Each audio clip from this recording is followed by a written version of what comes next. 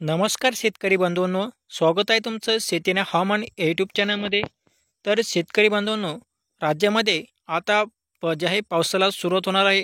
राज्यामध्ये पावसाचा जोर वाढण्यास सुरुवात होईल, कारण आज आहे 19 सप्टेंबर आणि राज्यामध्ये आज आपल्याला जे आहे कोणत्या भागामध्ये पावसाचा अंदाज या ठिकाणी पाहायला मिळेल व राज्यामध्ये जे आता जो परतीचा पाऊस सुरू होणार आहे तो परतीचा पाऊस कोणत्या भागामध्ये राहील व कोणत्या भागामध्ये आपल्याला जे आहे पावसाचा अंदाज या ठिकाणी पाहायला मिळणार आहे, तर जाणून घेऊया सविस्तर हवामान अंदाज। तर त्याआधी मित्रांनो, चॅनल सबस्क्राईब करून बेल आयकॉन दाबले विसरू नका।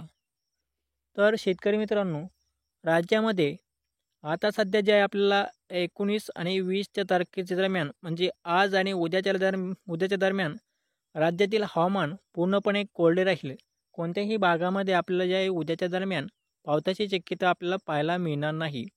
त्यामुळे या शेतकरी मित्रांनो, या 2 दिवसामध्ये तुमची काय शेतीची कामे राहिली असतील ती शेतीची कामे तुम्ही लवकरात लवकर जे आहे करून घ्यावीत। आणि राज्यामध्ये आज आहे 19 सप्टेंबर आणि उद्या आहे 20 सप्टेंबर। तर राज्यामध्ये आज आणि उद्या दरम्यान राज्यातील हवामान पूर्णपणे आपल्याला कोरडे राहणार आहे आणि 21 तारखेपासून म्हणजे शनिवारच्या दरम्यान राज्यामध्ये पुन्हा एकदा पावसाचा जोर वाढण्यास सुरुवात होईल।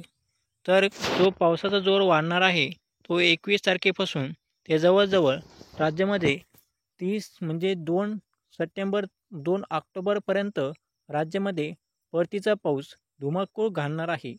तर शेतकरी मित्रांनो, या परतीचा पाऊस आपल्या राज्यामध्ये आता 21 तारखेपासून सुरुवात होईल।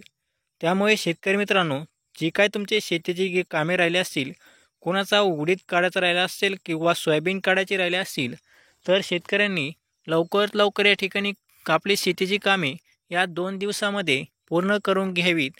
तर शेतकऱ्यांसाठी ही एक अत्यंत महत्त्वाचा या ठिकाणी अंदाज आपण या ठिकाणी शेतकऱ्यांना सांगण्याचा या ठिकाणी प्रयत्न केला आहे। तर शेतकरी मित्रांनो, राज्यामध्ये आता 21 सप्टेंबरच्या दरम्यान दुपारच्या दरम्यान राज्यामध्ये पावसाला सुरुवात होईल आणि या दुपारपासून राज्यातील विदर्भातील जिल्ह्यामध्ये पावसाला सुरुवात होणार आहे। त्यामुळे शेतकरी मित्रांनो, विदर्भातील जे शेतकरी आहेत त्या शेतकऱ्यांनी या 2 दिवसामध्ये आपली शेतीची कामे लवकरात लवकर या ठिकाणी करून घ्यावी। धन्यवाद।